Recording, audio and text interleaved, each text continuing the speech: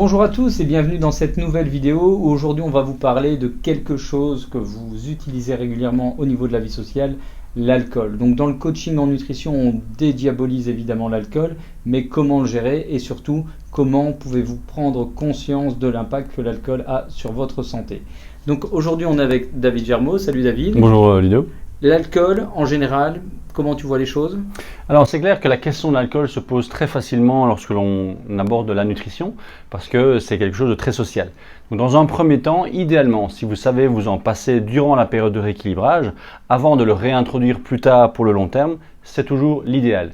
Maintenant, si vous aimez ce moment plaisir, si ça fait partie de votre pyramide d'aliments plaisir, ce que l'on recommande, c'est de choisir plutôt un alcool qui est pauvre en sucre, donc plutôt un vin rouge ou un champagne. En plus, il y a des éléments qui sont intéressants en termes de micronutriments et de préférer un repas relativement léger. Parce qu'au-delà de la calorie, eh bien, chaque fois que vous allez consommer de l'alcool, votre corps va devoir l'éliminer, détoxifier votre organisme. Si pendant ce temps-là, on digère un bon repas qui est un peu plus important que d'habitude, ça va avoir un deuxième effet.